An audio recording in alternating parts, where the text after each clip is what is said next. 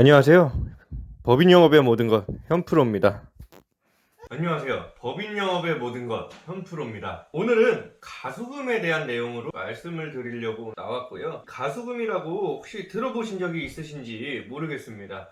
저 또한 법인 영업을 하기 전까지는 이 가수금이라는 표현 자체를 잘 알지를 못했습니다. 물론 회계 시간에 좀 배운 내용은 좀 있었죠. 그러면 실무적으로 가수금이 왜 생기며 어떤 문제가 있으며 이거에 대한 해결 방안은 무엇인지 대략적으로 설명을 드리도록 하겠습니다. 이번 시간에 이제 법인에서 빌려간 돈을 가지급금이라고 한다 라고 했었잖아요. 반대로 대표자가 법인에다 빌려준 돈을 가수금이라고 합니다.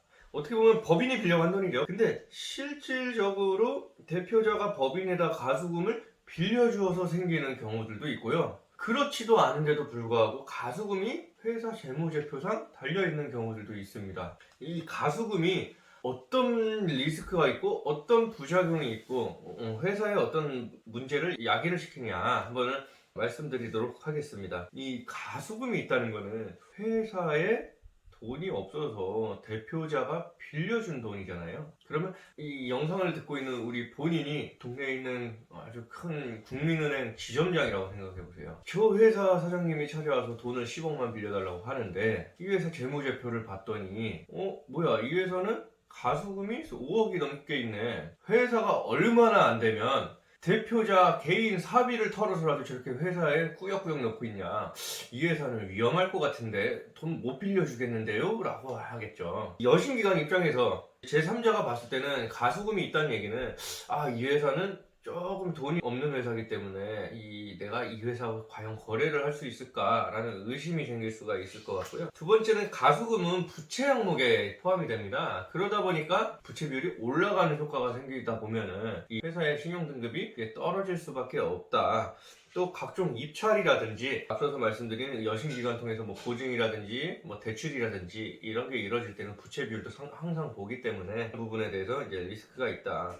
그리고 가수금에 대한 가장 큰 리스크는 뭐냐? 실제로 이 가수금이라는 거는 오너가 회사에다 빌려줘서 생기는 케이스들도 있지만 많은 회사들이 매출 누락 혹은 가공경비로 인한 가수금이 생기는 경우들이 있습니다. 이 부분은 디테일하게 들어가면은 좀 내용이 길어질 것 같으니 그냥 간단하게 이렇게 생각하시면 돼요.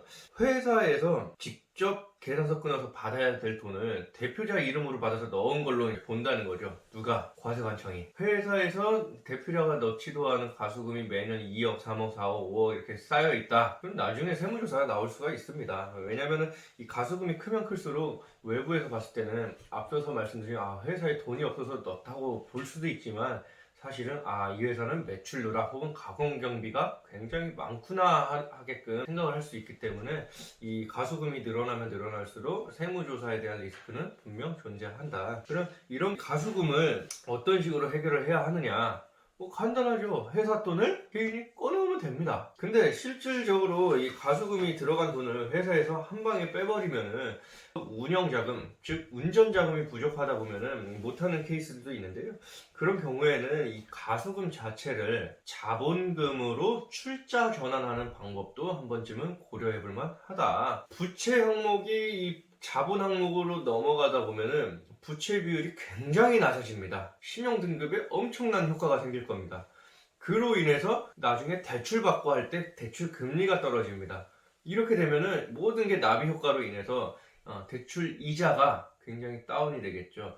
이런 식으로까지 모든 게 연결이 되다 보니까 이 가수금에 대한 것도 고민을 하고 계신 분이 계시다면은 이 전문가와 상담을 한 번쯤은 해보시는 게 좋을 것 같습니다. 오늘은 가수금에 대한 내용으로 이제 인사를 드렸고요.